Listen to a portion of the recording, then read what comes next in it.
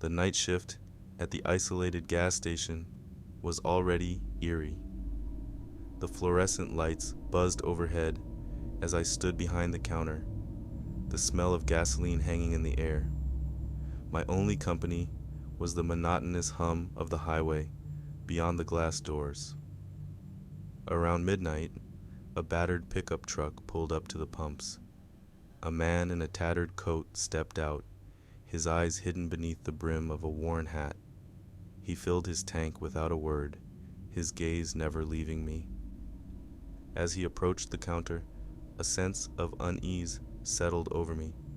He slammed a crumpled bill onto the counter, and I noticed his hands were covered in dirt and oil. The smell of motor fuel clung to him like a second skin. "Full tank," he muttered, his voice low and gravelly. I nodded, taking the money with trembling hands. My heart raced as I watched him leave, disappearing into the night.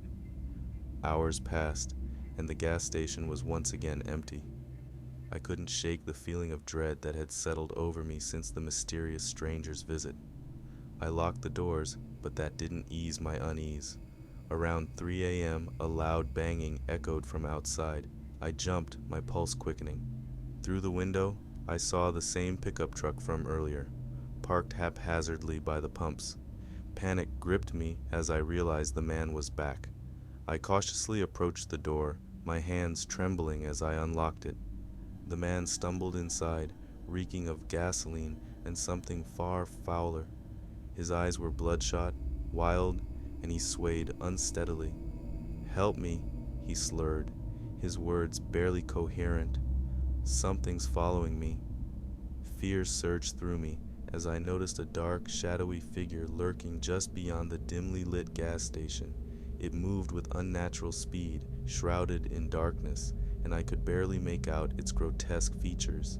I grabbed the man's arm, urging him to stay behind the counter as the figure drew closer. It was a creature unlike anything I'd ever seen, its skin pale and stretched taut over its skeletal frame, its eyes hollow and void of emotion. The stench of decay filled the air, overpowering the lingering scent of gasoline. My heart pounded as I fumbled for the phone, dialing 911 with trembling fingers. The dispatcher's voice on the line was a lifeline in the growing nightmare. The creature drew nearer, its presence suffocating. I could hear its labored, rasping breaths like the dying gasps of a creature from the abyss. The gas station's lights flickered, casting eerie shadows that danced across the creature's grotesque form.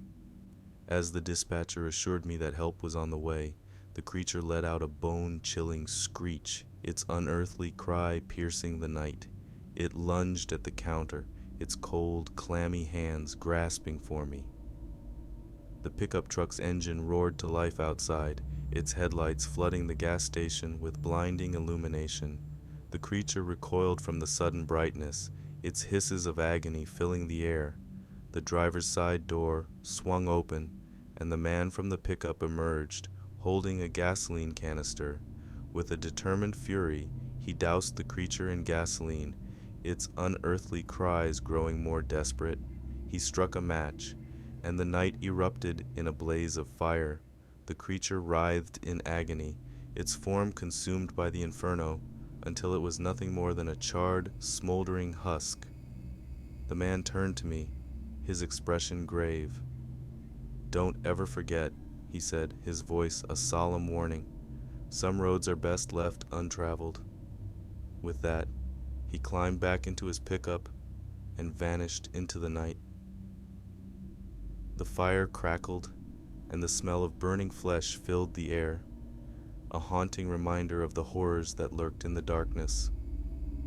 The night shift at the gas station was never the same after that. The smell of gasoline had been replaced by the acrid stench of burning flesh. And the memory of the night I encountered a creature from the abyss would haunt me forever.